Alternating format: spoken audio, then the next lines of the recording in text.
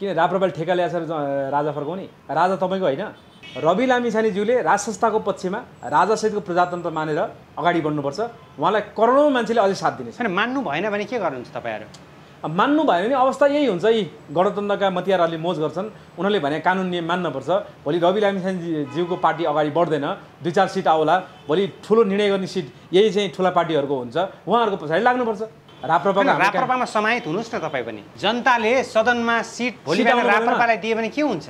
राप्रपा 2/3 पुग्यो भने के हुन्छ? जनता नै लोभी र पापी छन्। एमाले र कांग्रेस माओवादी बाहेक जनताले अन्त देख्दैनन्, कसरी भोट हाल्छन्? हैन, हिजो तपाईँ ज्ञानेन्द्र साईसँग मिलेर सँगै सडकमा आउनुभयो, सँगै व्यवस्था विरुद्ध अगाडि बढ्नुभयो। आज तपाईँलाई केले रोक्यो हैन? मैले के जान, म चाहिँ सडकमा राप्रपा माओवादी कांग्रेस जसले राज संस्थाको मुद्दा बोक्छ, जो हिन्दू राष्ट्रको मुद्दा बोक्छ, त्यसरी आयो भने म जहिले पनि सडकमा आउन तयार छु। हैन, ब्यालेटमा विश्वास गर्नु न तपाईहरु। ब्यालेटमा यही व्यवस्थामा ब्यालेटमा विश्वास गर्ने ठाउँ नै छैन। अहिले चाहिँ 2/3 सिट त कुरै छोडिदिनुहोस्, बहुमत नआउने गणतन्त्रवादी पार्टीहरूले त्यो सब चाहिँ बहुमत नआउने अवस्थामा यिनीहरू गठबन्धन भइरहेछन्। ठुला पार्टीलाई त चाहिँ जनताले चाहिँ बहुमत दिन नसक्ने अवस्थामा चाहिँ उनी 2/3 ल्याउने अनि चाहिँ राजा फर्काउने सम्भावना छ। त्यसो भए राप्रपाले बहुमत ल्याउन पनि सक्दैन। त्यो भ्रममा जनतालाई तपाईले मिडियाबाट नपार्नुस्। आज तपाईले चाहिँ 7 सालदेखिको कांग्रेस पार्टी हैन, एक्लै जनतामा जान सक्यो? गठबन्धन गर्न परेन?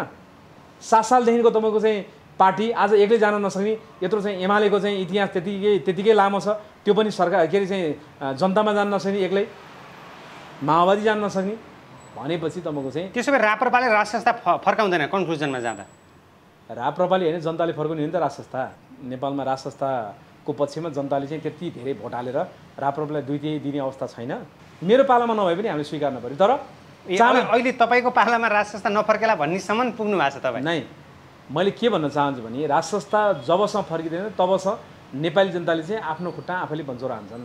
अब एउटा गौरव बोकेको नेपाली सेना पनि भ्रष्टाचारमा अथवा चाहिँ एउटा विदेशीको चाहिँ दलालीपनमा मुछेको देख्दा अब हामी आफैलाई नेपाली भन्न लाज लागेको अवस्था छ। सेना त यहाँ चाहिँ जुन पार्टी सरकारमा जान्छ त्यसको लबिङ गर्न लागेको पनि देखिन थाल्यो। यो दलाल पार्टीका नेताहरूले, यो सरकार चलाउने चाहिँ मन्त्री प्रधानमन्त्रीहरूले जे भन्यो त्यसैमा बग्ने सेना के अर्थ रह्यो? अब सेना छ र नेपालमा?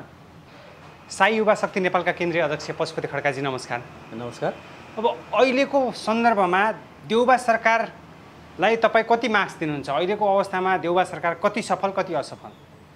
देउबा सरकार जस्ता सरकार त यो गणतान्त्रिक व्यवस्थामा धेरैवटा आए। अब हामी चाहिँ यो व्यवस्थै फाल्नुपर्छ। यो व्यवस्थाबाट नेपाली जनताले दुःख कष्ट पीडा पाइरहेछन्। सरकार त चाहिँ अब देउबा सरकार भने त हिजो बहुदल आइसकेपछि पनि चाहिँ प्रधानमन्त्री भइसकेका मान्छे, अहिले गणतन्त्र आइसकेपछि पनि पात्र उनै हुन्, तन्त्र फरक भए पनि। देउबा सरकारबाट जनताले कुनै राहत पाउने अवस्था छैन। किन छैन भन्दा चाहिँ यो गणतान्त्रिक व्यवस्था भनेकै एउटा चाहिँ धत्रुको बोट हो। हेर्नुहोस्, धत्रुको बोटबाट चाहिँ कहिले पनि आँप फल्दैन। तपाईले चाहिँ कोदो रोप्ने अनि तपाईँ धान फल्छ भन्ने आशा राख्ने चाहिँ कुरै भएन नि। त्यसकारणले चाहिँ जनताले त समृद्धिको बिउ रोपेका हुन् नि त। गणतन्त्र आएपछि त समृद्धि हुन्छ, देश विकास हुन्छ भनेर जनताले साथ दिएका हुन् नेताहरूलाई। तपाईँको मिडिया मार्फत म जनतालाई सोध्न चाहन्छु, गणतन्त्र भनेको के हो? गणतान्त्रिक शासन व्यवस्थामा के हुन्छ जनतालाई थाहा छ? थाहा छैन। यदि थाहा थियो भने हिजो राजाले बनाएका प्रधानमन्त्रीहरू अहिले गणतान्त्रिक नेपालमा पनि त्यही मान्छे प्रधानमन्त्री छन्। केही फरक रहेर उही राजा ज्ञानेन्द्रको अनुहार मन परेन? अहिले चाहिँ पार्टीको नेताको अनुहार चाहिँ राष्ट्रपति बनाऊ भन्ने चाहिँ एउटा खेलमा चाहिँ यी पार्टीका नेताहरू लागे। तर पात्र उही हो, तन्त्र फरक भए पनि।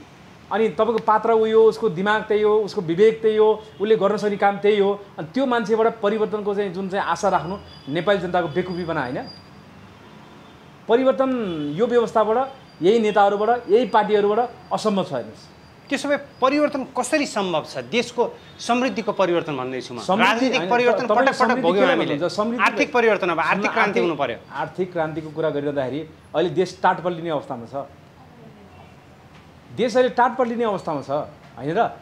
श्रीलङ्काको हालत जस्तो हुन लाग्यो भने चाहिँ नेपालको गभर्नरहरूले थर्काइरहेको अवस्थामा छ भनेपछि यो अवस्था कसले लिएर आयो? यही व्यवस्थाले लिएर आयो। नेपालमा राजा हुने बेलासम्ममा नेपालको भकारी भरिभराउ थियो नेपालको राज संस्था हुँदाखेरि। तर अहिले जब नेपालको राज संस्था बहिर्गमन भइसकेपछि यी दलालहरूले विदेशीको इसारामा देश लुट्न थाले, देश रित्तो बनाए अनि आफ्नो भुँडी भरे, आफ्ना पैसाहरू स्विस ब्याङ्कमा लगेर राखे। तर यिनले जनताको लागि, देशको लागि केही पनि गरेनन्। अफसोसको कुरा, तपाईँले चाहिँ यो जति वर्ष बित्दै जान्छ, जति पटक पटक यिनीहरू चाहिँ चुनाव गराउने अनि यही पार्टीको पछाडि जनता लाग्नुपर्ने, जनता कार्यकर्ता भएर लाग्नुपर्ने, अनि त्यही पार्टीलाई भोट हाल्नुपर्ने, अनि त्यही मान्छेलाई फेरि संसद बनाउनु पर्ने, त्यही मान्छेलाई मन्त्री बनाउनु पर्ने, अनि यिनीहरूले सिफारिस गरेका मान्छेलाई राष्ट्रपति बनाउनु पर्ने, अनि त्यो चुनावी टाइमसँग जनताहरू रमाउँछन्, दसैँ जस्तो हुन्छ। तर अनि यही नेताले फेरि राम्रो काम गर्दैनन्, अनि त्यही नेताको चाहिँ आलोचना गरेर नेपाली जनता थाक्दैन। यो सबै कुराहरूको विरोध गरेर समय खेर फाल्नुभन्दा गणतान्त्रिक व्यवस्था फालौँ, राजा पुनर्स्थापना गरौँ, किनकि राज संस्था बिना देशको समृद्धि सम्भव छैन। त्यसो भए गणतान्त्रिक व्यवस्था फाल्नको लागि तपाईँहरू पनि परिचालित हो? तपाईँहरू होइन, देशको गणतान्त्रिक व्यवस्था त जनताले ल्याएको व्यवस्था हो नि त। तपाईँ गलत बोल्दै हुनुहुन्छ। जनताले केही ल्याएकै छैन। के ल्यायो भने जनतालाई थाहा छ गणतन्त्र के हो, लोकतन्त्र के हो, संघीयता के हो भन्ने कुरा। ६३ को आन्दोलनमा जनताले कहाँ चाहिँ गणतन्त्र चाहिन्छ भनेर चाहिँ सिग्नेचर गरे, कहाँ छाप लगाए। त्यसो भए किन नेपालबाट राज संस्था बहिर्गमन भयो त? जनताले चाहिँ नबुझ्नाले, ए जनतालाई दोष लाउनुहुन्छ फेरि तपाईँ? जनताले नबुझ्नाले। सुन्नुहोस्, यहाँ सुन्नुहोस्, के हो भन्दाखेरि चाहिँ जुन सडकमा पार्टी 7 दलले गरे आन्दोलन, त्यो दलीय स्वार्थको लागि थियो, राष्ट्रिय स्वार्थको लागि थिएन। नेपालमा राज संस्थाले के चाहिँ बिगार गरेको थियो? नेपालको राष्ट्रियता बचाइदिएको थियो। हैन, राज संस्था हुँदाखेरि स्वतन्त्रता थिएन, जनताको मौलिक हक अधिकार प्राप्त गरेका थिएनन्। त्यही भएर जनताले व्यवस्था खोजे, परिवर्तनको खोजे। तपाईँले राज संस्थाको चाहिँ अवस्थामा चाहिँ शासन व्यवस्था भोग्नु हो? यदि राज संस्थाको पालामा स्वतन्त्रता थिएन भने त्यो टुणी खेल कसले बनायो? राज संस्थाले बनायो। आज चाहिँ ४६ सालको आन्दोलनमा चाहिँ बिरे चोर देश चोर भन्ने नारा कसले लगायो? जनताले चाहिँ लगायो, होइन र? सबै स्वतन्त्रता थियो, तर केही सीमित चाहिँ जनताहरू पार्टीको कार्यकर्ता भएर लागेको कारणले चाहिँ, पार्टीको चाहिँ एउटा चाहिँ गलत बाटोमा लागेको कारणले चाहिँ, पार्टीको इसारामा चाहिँ जनताहरू चाहिँ पार्टीको झन्डामुनि बसेको कारणले चाहिँ, आफ्नो परिचय बिर्सेको कारणले चाहिँ नेपालमा चाहिँ अहिले यो दुर्दशा भएको हेर्नुहोस्। नेपालका नेताहरू स्वचालित भएनन् भन्ने तपाईँको तात्पर्य हो? नेपालको नेता को चाहिँ स्वचालित छ र? अब एमालेको इतिहास हेर्नुहोस्, उही इन्डियाले नै पालन पोषण गरे हो। कांग्रेसको इतिहास हेर्नुहोस्, इन्डियाले नै पालन पोषण गरे हो। माओवादीको चाहिँ यो चाहिँ के अरे कथित यो चाहिँ जनयुद्धकाल भने अथवा चाहिँ यो आतङ्ककारी जत्थाहरूलाई पनि उही इन्डियाले नै पालन पोषण गरे हो। अब अहिले आएका नयाँ नयाँ चाहिँ अभियन्ताहरूलाई पनि कि अमेरिकन चाहिँ एजेन्टले कि युरोपियन युनियनले चाहिँ पालन पोषण गरिरहेछ। अब को चाहिँ स्वतन्त्र नेतृत्व नेपालमा अगाडि बढाएको छ भन्नुहोस् त? नेपालमा एउटै मात्रै त्यो संस्था हो, राज संस्था, जसलाई विदेशीले चाहिँ हेर्न पनि सक्दैन थियो, छुनी त परिजाओस्। नेपालको राज संस्थासँग विदेशीहरू त्यति इज्जत गर्थे, त्यति सम्मान गर्थे र त्यति हेप्न सक्दैन थिए हेर्नुहोस्। तर अहिले चाहिँ राष्ट्रपति भन्नुहोस्, चाहे प्रधानमन्त्री भन्नुहोस्, चाहे ठुला पार्टीको नेता भन्नुहोस्, विदेशीले चाहिँ जी हजुर नगरेछ, यिनीहरूले चाहिँ न सत्ता पाउनेछन् न यिनीहरूको पार्टी ठुलो हुनेछ। यो अवस्था त नेपाली जनताले बुझेको छ नि त। बुझ्दा बुझ्दै पनि यही व्यवस्था स्वीकार गर्नु तपाईँ हाम्रो अपराधीपन होइन? त्यसो भए कसरी सम्भव छ त नयाँ व्यवस्था आउनको लागि? अब कसले के भूमिका खेल्दैछ? पूर्व राजा ज्ञानेन्द्र पनि थाइल्यान्डमा हुनुहुन्छ, 2 हप्ताभन्दा लामो समय भइसक्यो। त्यहाँ उच्च स्तरीय भेटवार्ता हुन्छ भन्ने एक किसिमको आकलन पनि गरिरहेको छ। यो भेटलाई अथवा यो भ्रमणलाई तपाईँ कसरी हेर्नुहुन्छ? होइन, हेर्नुहोस्, नेपालको निर्माण गर्ने राज संस्था पुनर्स्थापनाको लागि जनताले नै भूमिका निर्वाह गर्नुपर्छ, जनताले नै कर्म गर्नुपर्छ। किनकि हाम्रो राज संस्था हो नि त। तपाईँले पनि मेरो राज संस्था भन्न सक्नुपर्छ, किनकि जसले सिङ्गो नेपाल बनायो, जसले नेपाली भन्ने परिचय दियो, त्यो राज संस्था चाहिँ हाम्रो लागि, देशको लागि खाँचो छ। रहेको कुरो चाहिँ राजाको निजी भ्रमणको कुरामा कहाँ के हुन्छ त्यो हामीलाई थाहा हुने कुरो पनि होइन। तपाईँ त साई युवा शक्ति नेपालको केन्द्रीय अध्यक्ष हो, तपाईँलाई थाहा छ धेरै कुरा। साई युवा शक्ति नेपालको केन्द्रीय अध्यक्ष हुँदैमा म राजाबाट परिचालित मान्छे होइन नि त। होइन, राज संस्थाको एउटा विङ्स हो नि त साई युवा शक्ति। होइन नि, गलत कुरा हो। राज संस्थाको विङ्स होइन, पूर्व राजा ज्ञानेन्द्रको विङ्स होइन, गलत कुरा हो। कुनै पनि संस्था सङ्गठन पार्टी राजाको विङ्स छैन, त्यो हुनु पनि हुन्न। राजा भने चाहिँ सर्वमान्य संस्था हो।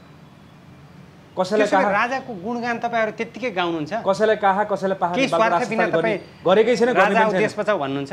राजाको गुणगानको जुन हामीले कुरा किन गरिरहेछौँ भने देशको लागि गरिरहेछौँ। म आफू नेपाली भएर चाहिँ बाँच्नको लागि, मेरो चाहिँ छोरा नातिलाई नेपाली बनाउनको लागि, त्यो स्वार्थको लागि मैले नेपालको राज संस्था खोजिरहेको छु नि त।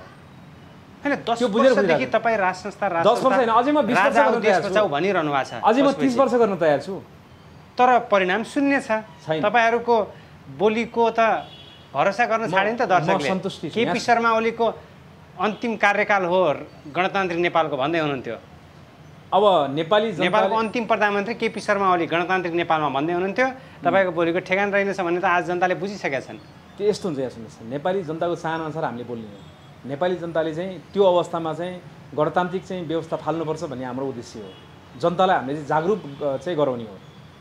यो गणतान्त्रिक व्यवस्था जति लम्बिन्छ उति नेपाली जनताले आफ्नो खुट्टा आफैले बचाउन हान्ने हो। आज चाहिँ केपी ओलीको टाइमको गणतान्त्रिक व्यवस्था त्यही बेला अन्त्य गरे भए त यति धेरै दुःख कष्ट नेपाली जनताले पाउँदैन थिए। लम्बियो, दुःख कसले पाए? नेपाली जनताले पाए। अब नेता त चाहिँ पैसा छ, उनीहरूसँग चाहिँ अब सत्ता छ, विदेशीहरूले दिएको चाहिँ डोनेसन छ, उनीहरूलाई के नपुग्दो छ? देश लुटिरहेछन्, छोरा नाति परिवार चाहिँ अमेरिका युरोपमा चाहिँ पढाइरहेछन् भनेपछि यो खाले चाहिँ अवस्थालाई स्वीकार गर्नु नेपाली जनताको चाहिँ एउटा चाहिँ भुल नै महाभुल हो भन्ने हाम्रो सोच हो। होइन, तपाईँले नेपालको राजनीतिलाई एकदमै नजिकबाट निहाल्नुहुन्छ। 2007 पछिका विभिन्न घटनाक्रमलाई हामीले निहाल्दाखेरि हरेक परिवर्तनमा कुनै न कुनै शक्तिको नेपालमा भूमिका छ। भारतको प्रत्यक्ष होस् या अप्रत्यक्ष रूपमा भूमिका छ, अथवा विदेशी शक्तिहरूको नेपालमा परिवर्तन गर्नको लागि उनीहरूले भूमिका खेलिरहेका छन्। चाहे त्यो 46 सालको आन्दोलन होस्, चाहे त्यो 62-63 को आन्दोलन होस्, यी सबलाई तपाईँ हेर्दाखेरि नेपालमा कुनै पनि परिवर्तन नेपाली जनताले चाहेर हुँदो रहेनछ भन्ने दृष्टान्त हुन् नि त यो। अब नेपालमा राज संस्था कसरी जनताले चाहेर आउँछ र? अनि अब त चाहिँ राज संस्थाको लागि, राष्ट्रियताको लागि नेपाललाई अब नेपाली जनताले अहिले त हामी झन् अमेरिकाको चासोको विषय बनिरहेछौँ। हामी अमेरिकाको प्रभाव छ नेपालमा यति बेला। त अमेरिकाको प्रभाव होइन, अमेरिकाको चाहिँ एउटा चाहिँ पाल्तु कुकुर भएर नेपालका नेताहरूले काम गरिरहेछन्। होइन, कुकुर भन्दा फेरि तपाईँलाई अनि त्यही नै कारबाही होला है। सुन्नुहोस् न, राम्रो नराम्रो कुरै होइन, जनताको चाहिँ बोलीलाई मैले बोलिरहेको छु नि। अहिले तपाईँले चाहिँ जनताको चाहना विपरीत, जनताको चाहनाले लोकतन्त्र लिएर आइ भन्ने, जनताले चाहिँ हिन्दू राष्ट्र चाहियो भन्दाखेरि चाहिँ जनताको आवाजलाई चाहिँ तपाईँको चाहिँ दमन गर्ने, जनताले एमसिसी चाहिँदैन भन्दाखेरि चाहिँ जबरजस्ती रूपमा पास गर्ने, जनतालाई थाहा नदिइकन चाहिँ एसपिपी सम्झौता गरेर चाहिँ अमेरिकी सेनाको चाहिँ जर्साप बोलाएर चाहिँ सम्मान गर्ने, यहाँ चाहिँ बेस क्याम्प बनाउने चाहिँ के अरे एउटा सम्झौता गर्ने, यी जनताको चाहना र देशको हित विपरीत गरिएका चाहिँ यी जति पनि निर्णयहरू यो दलालहरूले गरे त्यसको विरुद्धमा नेपाली जनता जाग्नु पर्दैन? केही क्षणिक विरोध गर्ने अनि जनता चुप लाएर पनि जनता काम यही मात्रै हो त? मैले जनतालाई पटक पटक भन्ने गरेको छु, किनकि कुनै पनि चिजलाई टुङ्गोमा पुर्याउनु पर्यो। जस्तै एमसिसीको विरोधको कार्यक्रममा चाहिँ जनताले साथ दिएछ हामी अगाडि बढ्ने त हो नि, किनकि हामीले त कसैलाई ब्यारिकमा राखेका छैनौँ, तलब खुवाएर राखेका छैनौँ, हामीले त कसैलाई कार्यकर्ता बनाएर राखेका छैनौँ। हामी त जनताको लागि, जनता जाग्नुपर्छ भने जनता जगाउन हिँडिरहेछौँ हामी। त्यस कारणले चाहिँ जनताले बोल्न नसकेको कुरा हामीले बोलिदिरहेछौँ, तर जनताले हामीलाई साथ दिन पर्यो। त्यो राष्ट्र हितको कुरामा जनताले निर्णय गर्न सक्नुपर्छ। त्यसलाई 10-15 वर्षको अन्तरालमा तपाईँहरूले जनताले साथ दिएनन्, त्यो व्यवस्थाको छलाङ मार्न सक्नु भएन। त्यसले गर्दा जनताले साथ दिएर अहिलेसम्म हामी अगाडि बढिरहेका छौँ। जनताले साथ नदिए सडकमा दर्जन जनताभन्दा बढी देखिँदैनन्। नेपाली जनता अहिले करोडौँ नेपाली जनता चाहिँ मनमा राजा बोकेर बसिरहेका छन्। त्यो 10 वर्षको हाम्रो योगदान हो, बुझ्नु भएन? नेपाली जनता सडकमा आउन मात्रै नसकेको थियो नि। आज तपाईँको काठमाडौँ किन आउन सकेनन्? कसले रोक्यो नेपाली जनतालाई? दलहरूले रोके। हिजो गुठी विधेयकमा त आए नि हजारौँ जनताहरू। नै दलहरूले रोके। दलले चाहिँ यी भने त चाहिँ हिजो चाहिँ आन्दोलन गरेर आएका, मान्छे मारेर आएका, भोलि चाहिँ हिजो राजाको पालामा पो चाहिँ जनताहरू निस्किन्थे, राजाले माया गर्थे, अलिअलि चाहिँ झडप हुन्थ्यो, राजाले जनतालाई छोडिदिन्थे त्यसै। तर यिनले त भोलि चाहिँ आन्दोलन भइसकेपछि त भोलि यहाँ लाखौँ मान्छे मार्न तयार छन् नि त्यो सत्ताको लागि।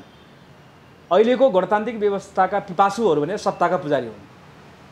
सत्ताको लागि यिनले जे पनि गर्छन् भन्ने कुरा त रामकुमारी झाँक्री रोगको कुरा तपाईँले देख्नु भएन? छर्लङ्गै लाएर सत्ता मोह कति रहेछ, सम्पत्तिको मोह कति रहेछ।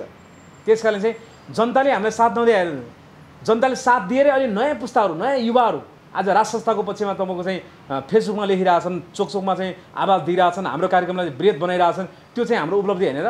होइन, गणतान्त्रिक व्यवस्थामा देखिएका विकृतिका कारण जनताहरूको लगाव यति बेला कुनै न कुनै रूपमा राज संस्थाप्रति झुकाव हुन सक्छ। तर अहिलेको परिस्थिति तपाईँले जसरी निहालिरहनु भएको छ नि, नेपालमा जनताहरू जाग्नको लागि अब के सम्भव छ, के आवश्यकता छ जनता जगाउनको लागि? सुन्नुहोस् न, जनता जगाउनको लागि चाहिँ तपाईँले चाहिँ म सिधै एउटा कुरा के गर्न चाहन्छु नि, हामीलाई चाहिँ आज बालन शाहहरू जन्मिरहेछन्, रवि लामिछानेहरू आइरहेछन्, दलको विरुद्ध त जनताहरू जागे नि। दल होइन, व्यवस्थाकै विरुद्धको कुरा गर्नुहोस् तपाईँले। मैले चाहिँ पटक पटक जनतालाई आह्वान गर्न चाहन्छु, स्वतन्त्रताको प्रतीक भनेको नि राजा नै हो, एकताको प्रतीक भनेको नि राजा नै हो।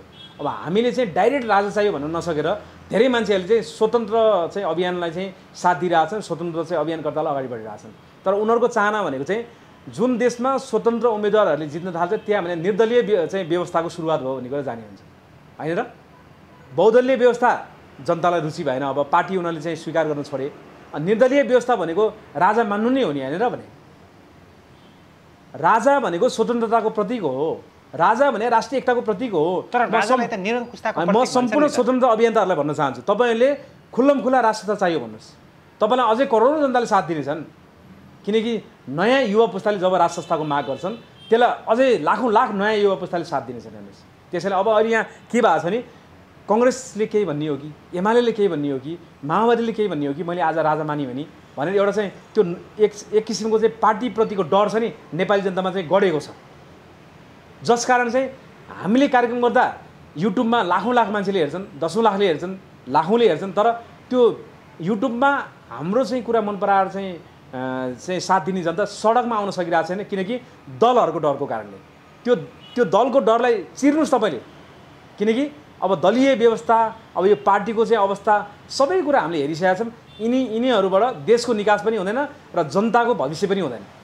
होइन, नयाँ दलहरू जुन हिसाबले जन्मिरहेछन्, अब अहिलेको यी दलहरूबाट अब जनताले निकास पाएनन् भन्दै रवि लामिछाने जस्ता पात्रहरू जन्मिरहेछन्।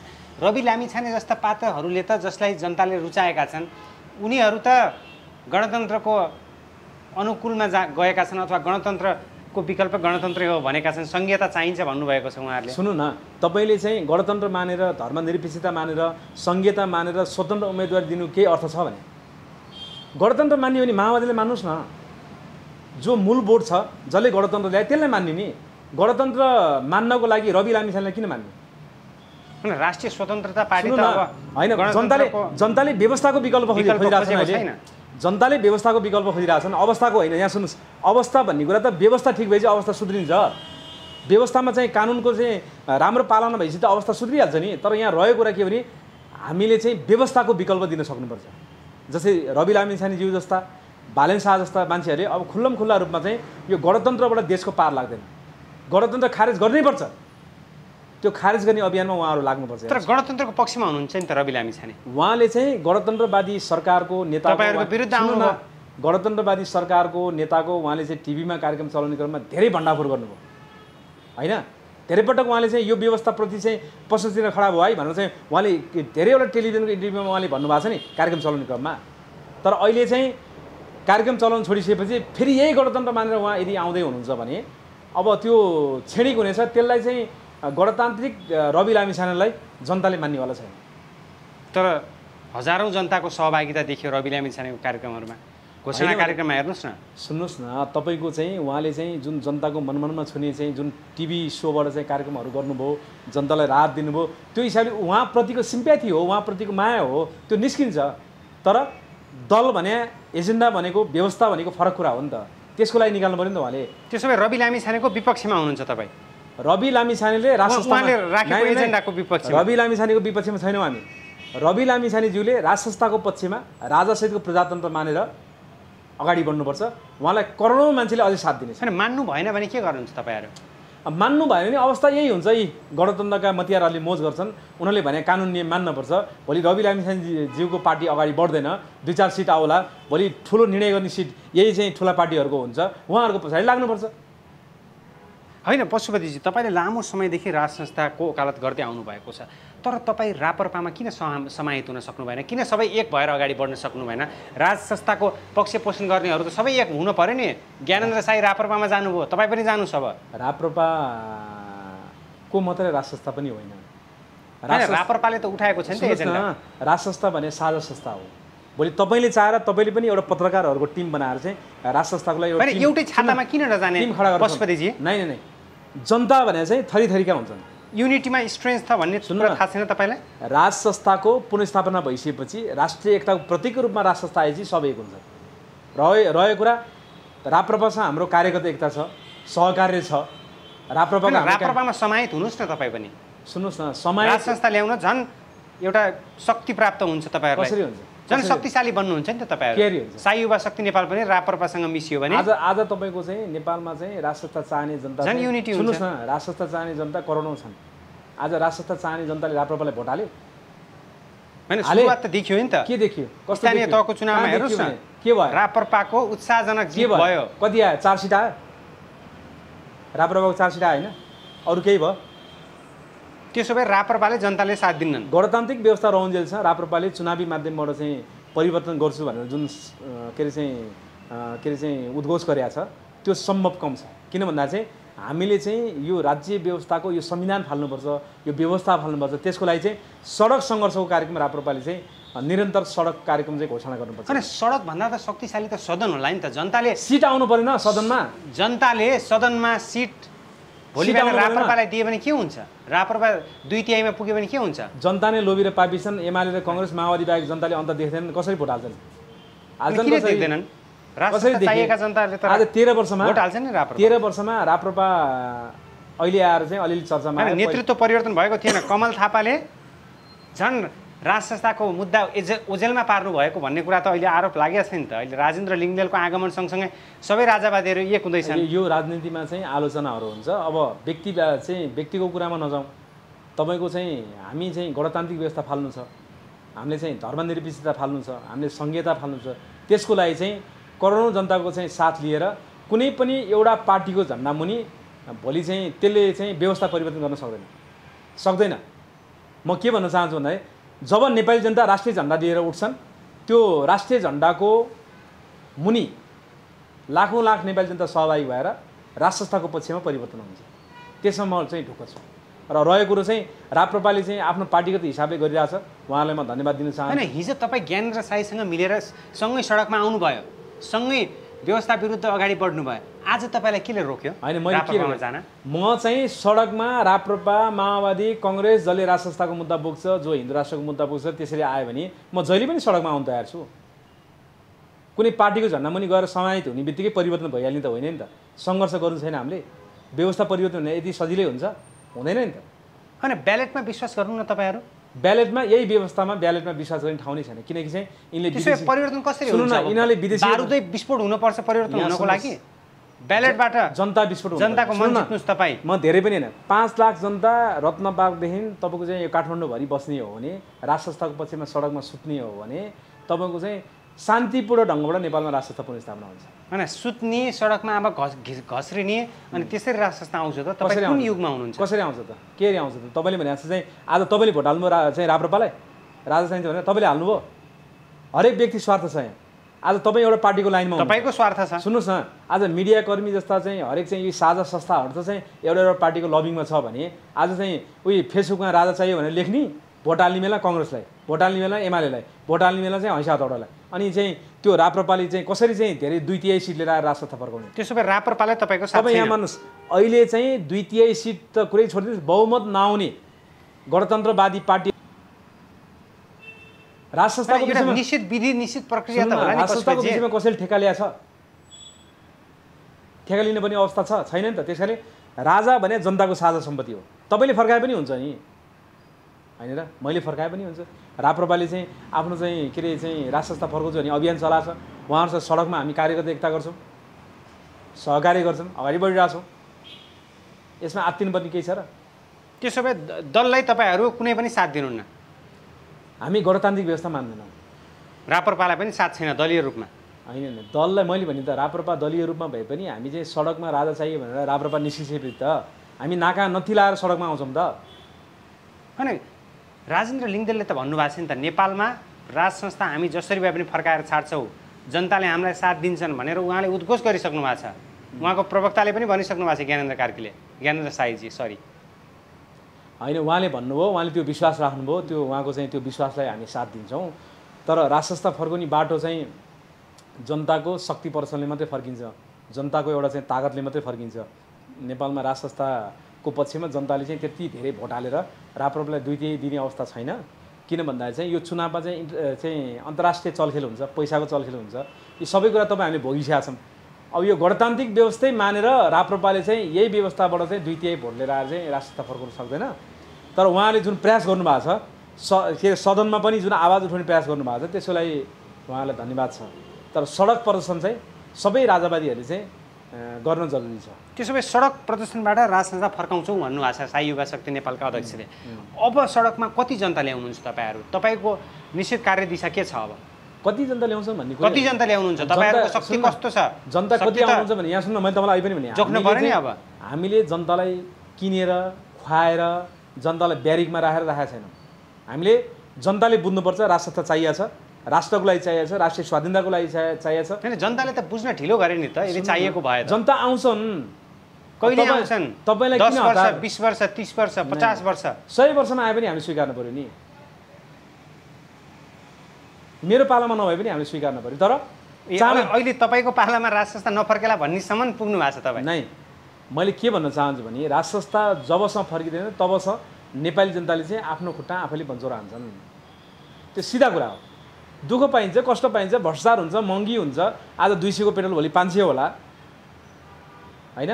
त्यस कारण चाहिँ यो व्यवस्थाले जनतालाई दुःख पीडा कष्ट बाहेक अरू केही दिन सक्दैन। यहाँ भएको राष्ट्रियता घुम्दै जान्छ, विदेशीहरूले चाहिँ चरम हस्तक्षेप गर्छन्।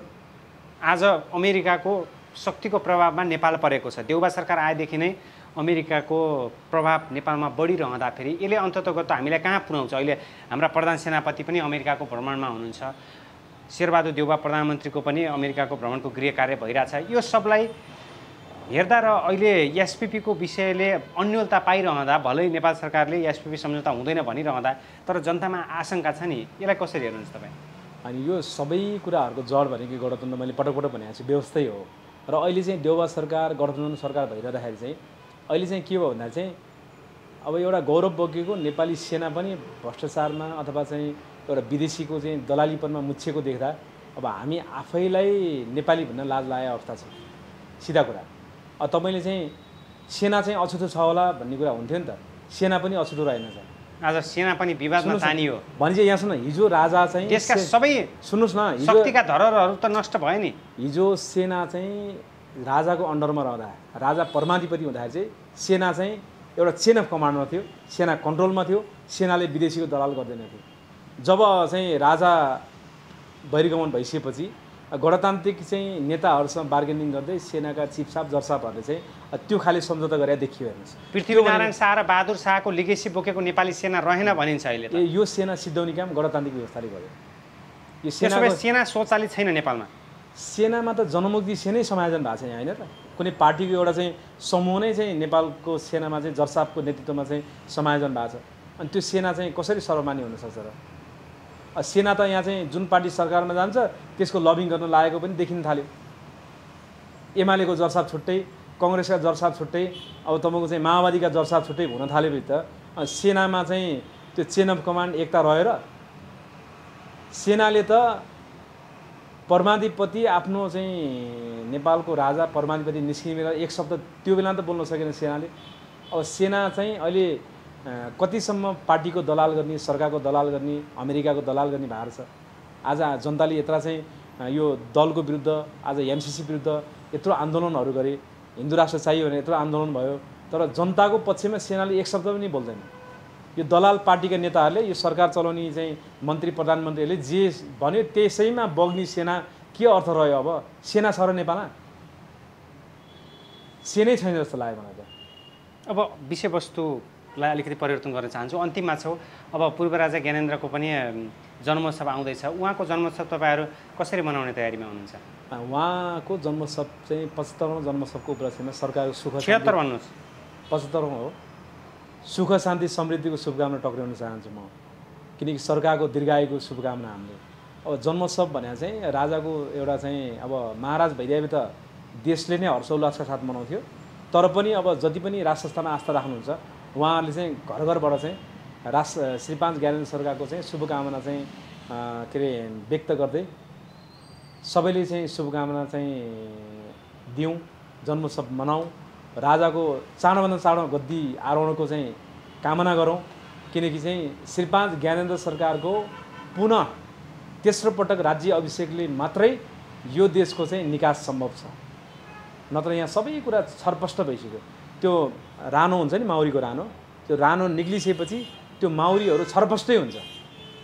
नेपालमा अहिले राज संस्था नहुँदा सेना कन्ट्रोलमा छैन, प्रहरी त्यस्तै छ, ब्युरोक्राट त्यस्तै छ, दलहरू विदेशीका खेताला भएको छन्, जनताहरू आफू खुसी भएको छन्। यी सबै कुराहरूलाई एक सूत्रमा बाँध्नको लागि चाहिँ माउरीको रानो श्री 5 ज्ञानेन्द्र सरकारलाई चाहिँ राज्य आरोहण कुनै पनि हालतमा नेपाली जनताले गराउनै पर्छ। कि गर कि मर भन्ने अवस्थामा हामी छौँ अहिले। हस्, समय र विचारको लागि हार्दिक आभार। हस्, धन्यवाद।